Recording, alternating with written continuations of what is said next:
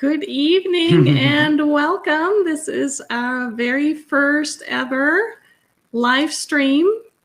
AUA, Ask Us Anything About Dogs. We are Birgit Walker, and this is my husband Jim, and we're with Modern Canine Services.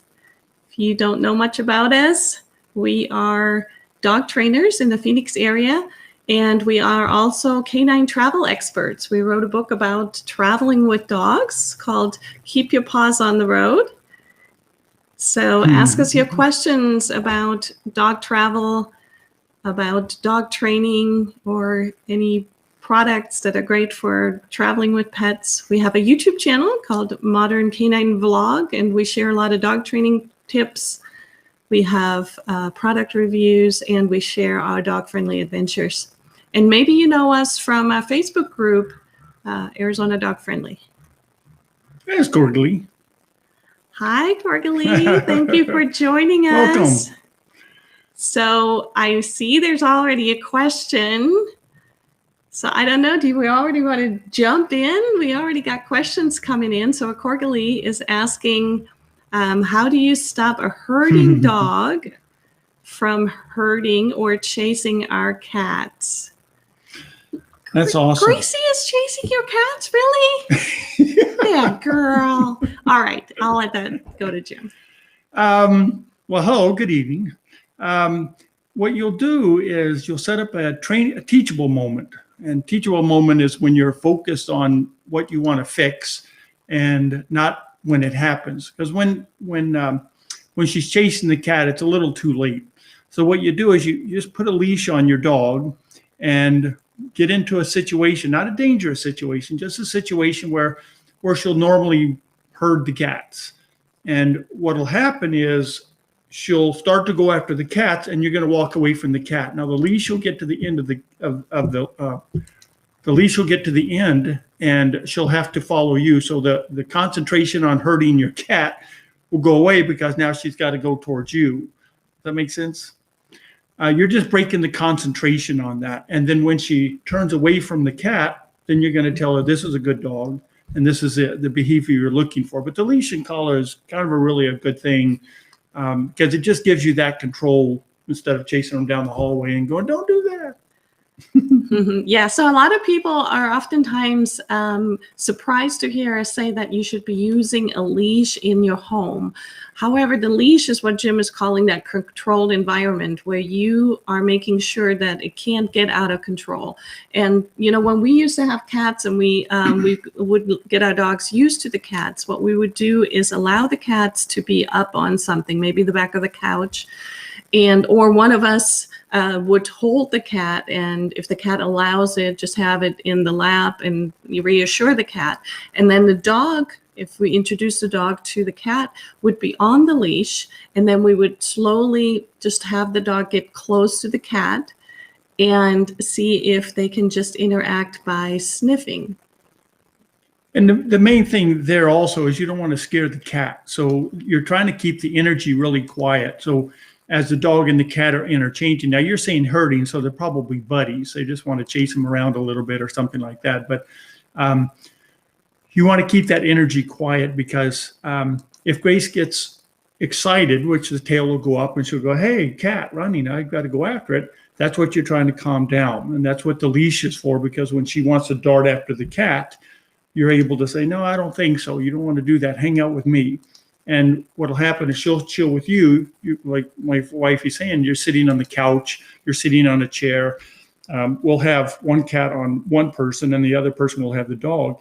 And whoever's holding the dog is in charge of the dog, and whoever's taking care of the cat is making sure the cat is not afraid. And a lot of times, if there are any cat owners out there, you'll notice that when the cat notices that the dog is being controlled by a human, the cat will actually tease the dog.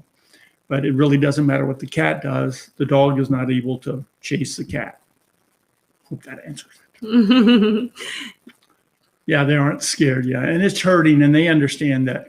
They understand that the dog's not trying to hurt the cat. What often happens is the dog actually, you know how dogs want to sniff everything? That's what the dog wants to do, right? Is Exactly. meet the Yeah. cat, and the Yeah. cats are usually not letting that happen because they're not about sniffing. Right, exactly. So that's why Yeah. you kind of, if the cat's not scared, hold the cat and let the dog sniff, and then a lot of that will actually go away. And another little trick is with her on the leash, and you're sitting on a couch or chair on the floor. Let the cat come up to you all, and just keep her right next to you. So let the cat come up and look at the dog and go, okay, don't chase me now. And it's good that the cat's not afraid. It's just, and a lot of times too, our cats used to tease our dogs. They would come up and smack the Doberman and then take off running, and then the chase was on. But when the cat would stop, the dog would go, that's it. So, it's not usually a bad thing if they're hurting them, because the cat knows he's not going to hurt me, but you're annoying. All right. So New Zealand, hello. So Corgily, I hope that gives you some ideas, and you can always let us know. We're going to have this. This is going to be recorded, and it's going to go on to YouTube. YouTube channel again is Modern Canine Vlog, and so you can always go back and you can replay. So we would love to hear if whatever we're suggesting is helpful to you. So please just stay in touch with us. We have a community tab on our YouTube channel. You can communicate with us there as well. But we do want to go to another question. So we have somebody from New Zealand just coming in. Hello there, JM. And it says, hello, I'm from New Zealand. I have a 1-year-old mini schnauzer, and he's overly excited and jumps when people arrive at the door, in the house, I'm assuming, and on walks as well when people approach. The dog just goes nuts. How do I calm him down? Okay, so maybe I'll talk a little bit about that. So super excitement is something that we get a lot with dogs.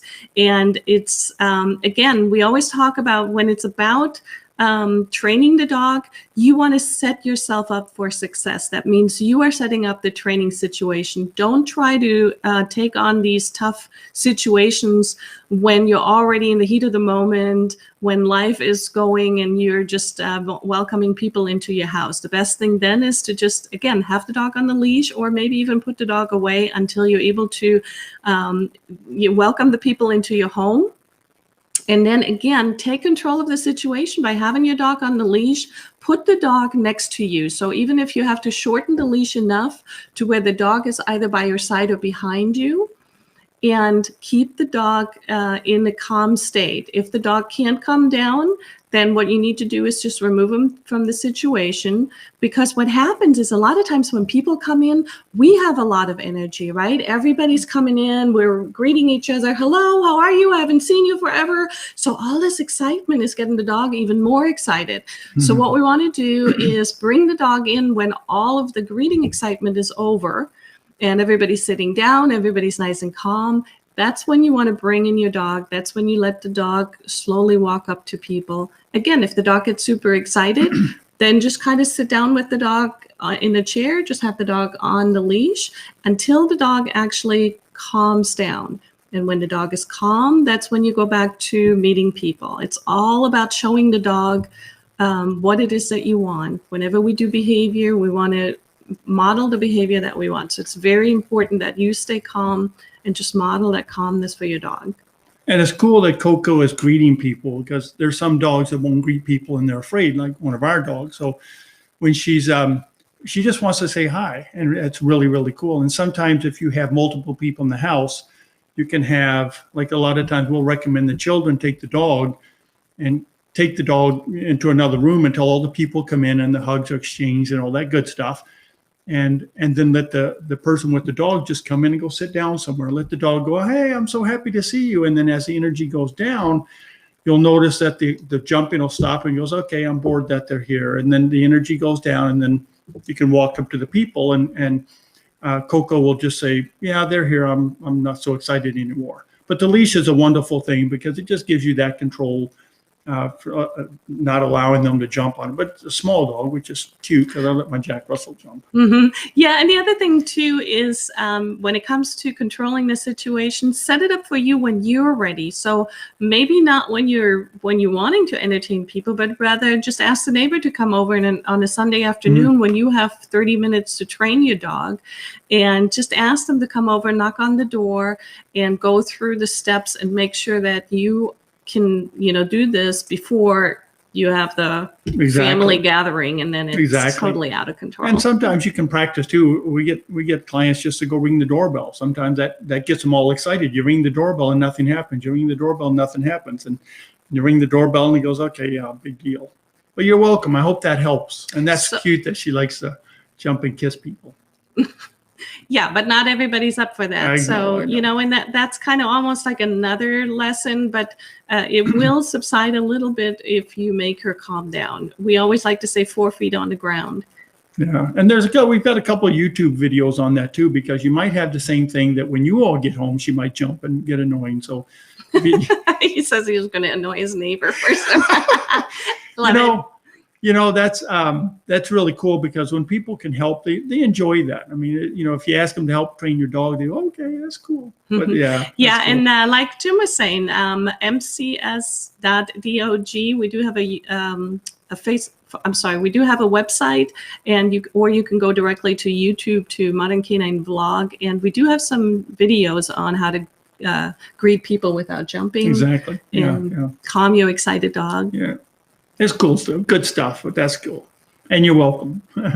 New Zealand, that's awesome. So if you have another question, go ahead and just put it in the comments section. We're glad to answer your questions, even if it's about other subject. Doesn't have to be dog training. Again, we are canine travel experts. We just came back from 6 months on the West Coast. We had a beautiful time with our dogs. Yeah, it was beautiful. In Oregon. Yeah. Did a lot of wonderful dog-friendly things. We shared a lot of our dog-friendly adventures on our YouTube channel.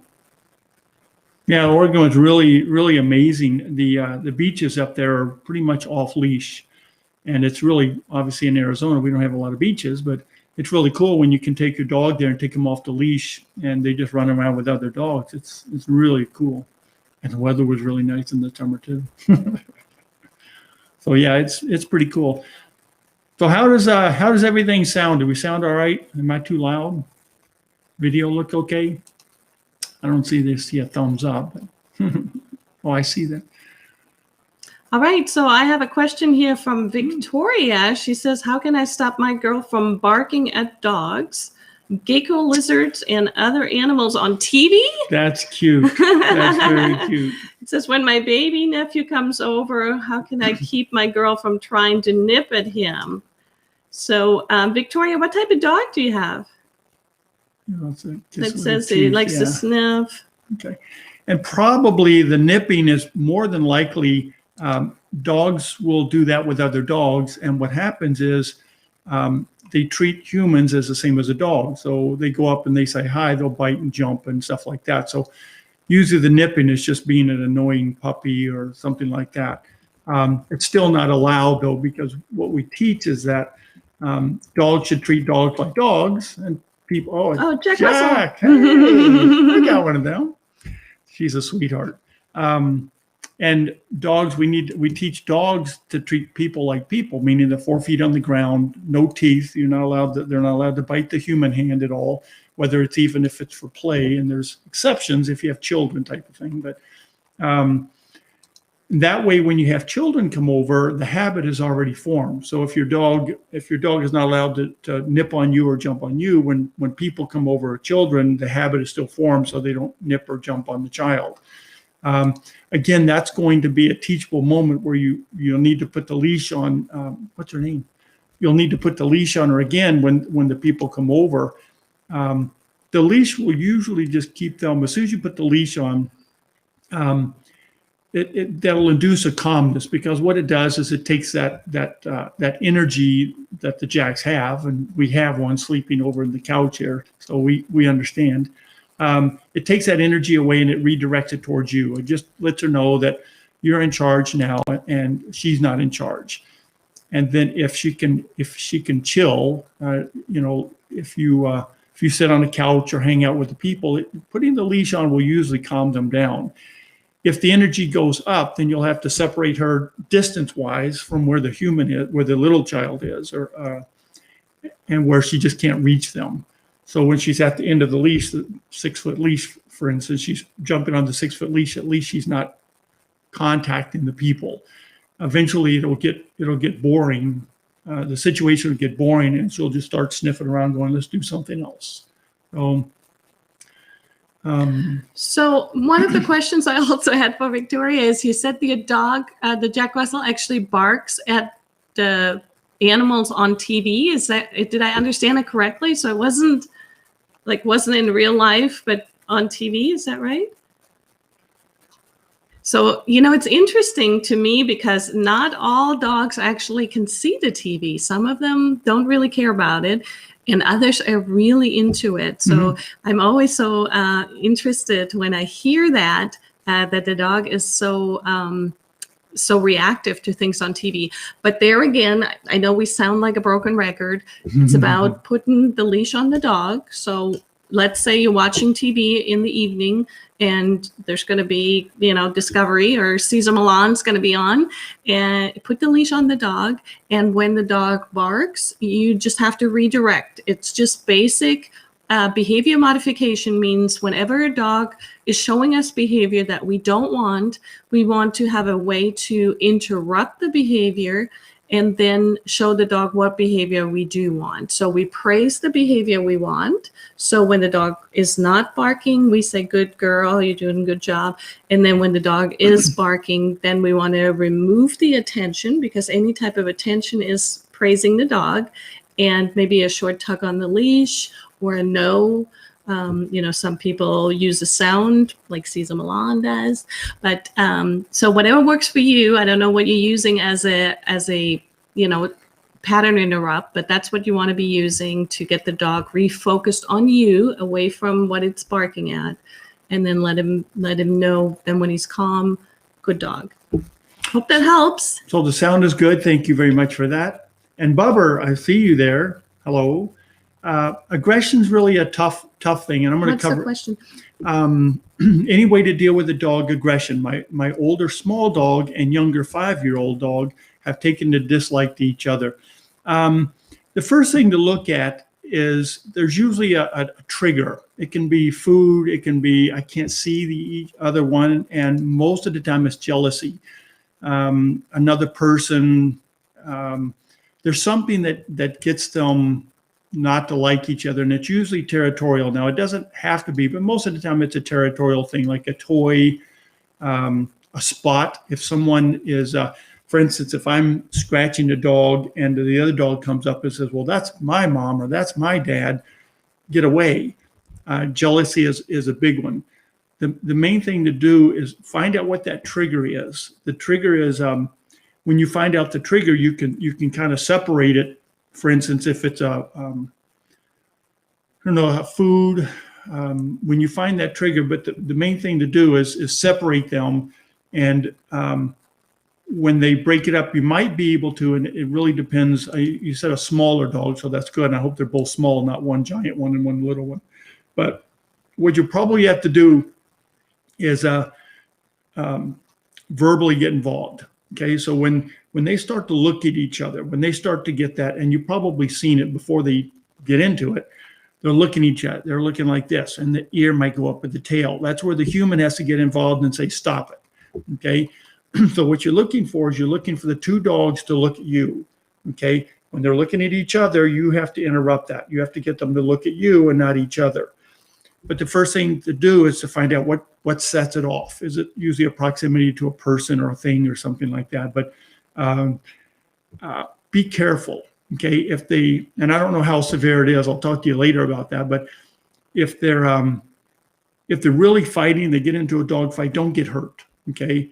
There's other things depending on how bad it is, but you can put muzzles on them so nobody gets hurt, and that helps you relax while you're working with that situation.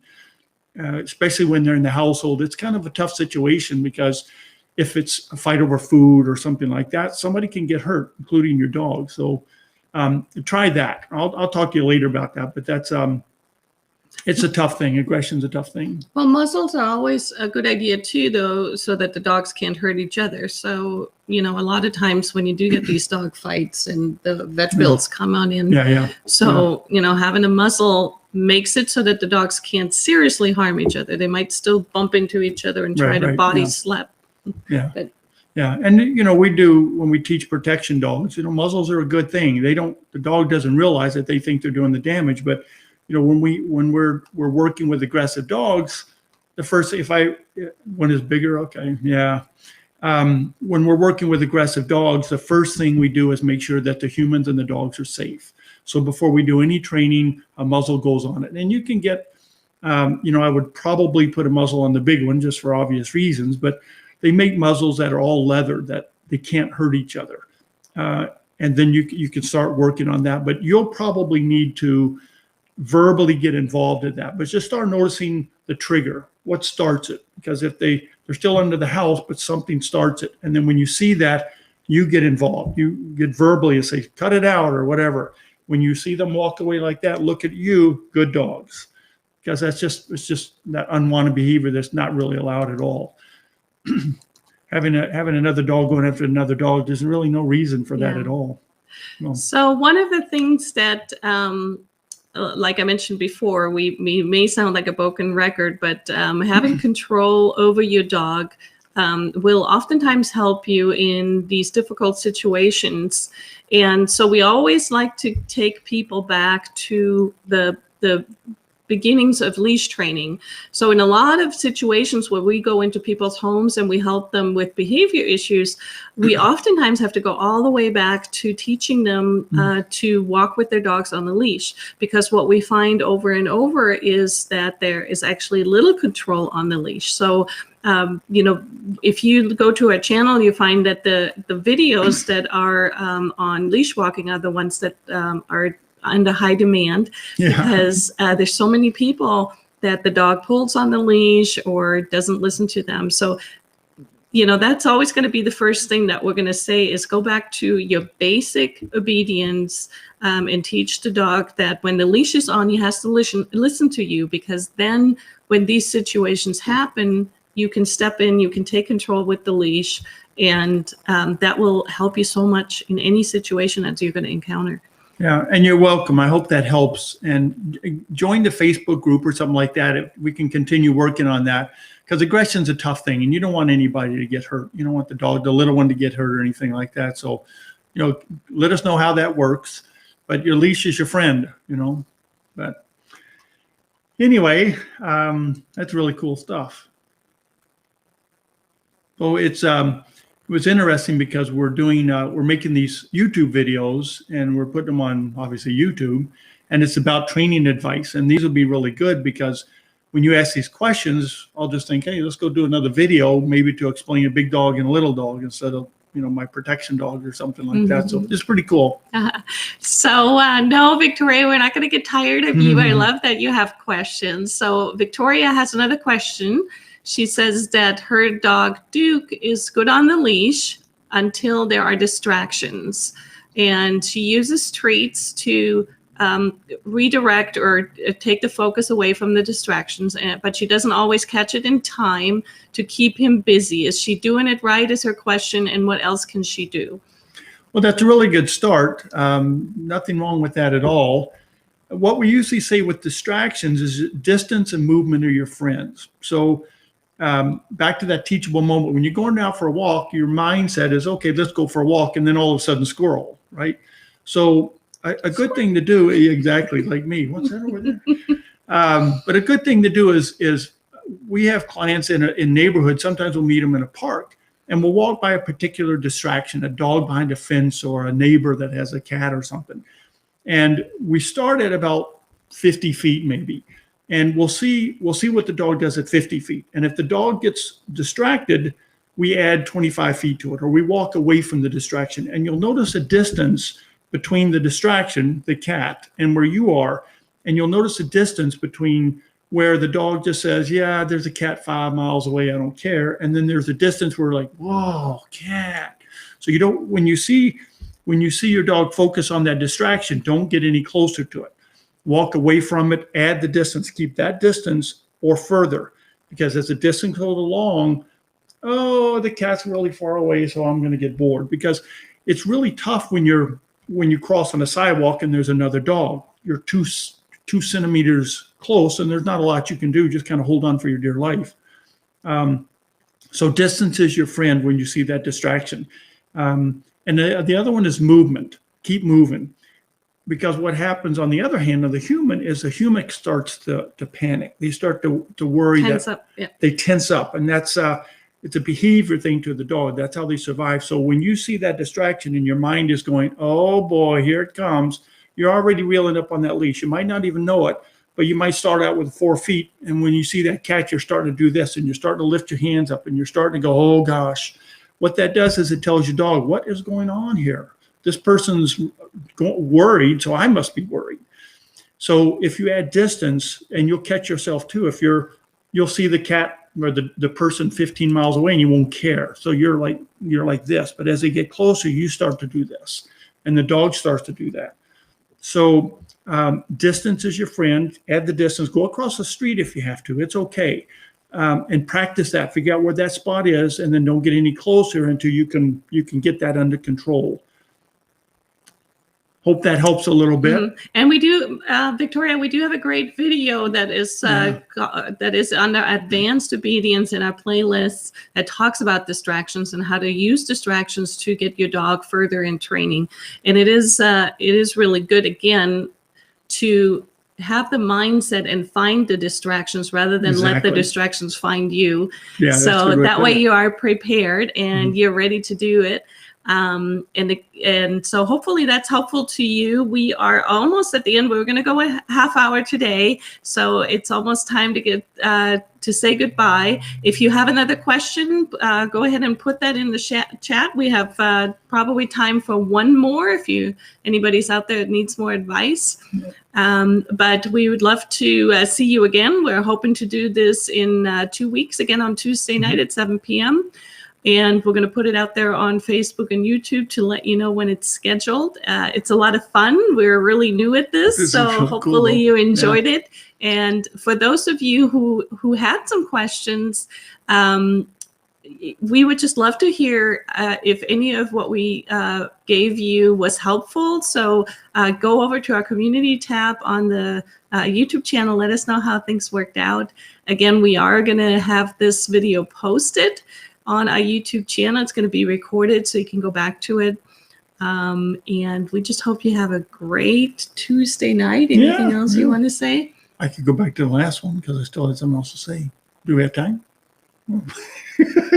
Well, when you're doing your training, and this goes for everyone, make it fun. Okay, training is training, but it's not like going to school. This is your little buddy or little buddyette or something. It's cool. So when you go out for training, get that mindset of, hey, let's work on something, because the reactive dog or the hyper dog, it's advanced training. That's why we have videos under advanced, because to sit down to say, okay, everybody does that. But distractions, reactive behavior, aggression, that's advanced stuff. But if you get that mindset when you go outside there, I'm going to work my dog on distractions, it really will help you when you're dealing with that. And keep it short. Don't go more than 20 minutes of formal obedience when you're working with tough stuff like that, because you'll notice yourself getting frustrated when things don't work right. So, but keep it fun. That's a good way to end it, I think. Yeah. So that's again, we love giving dog advice. So we have lots of YouTube videos, and we have a blog on our website. So we'll hope to see you again. And until next time, keep your paws on the road. Thank you, guys. We love you. Take care. Have a good evening.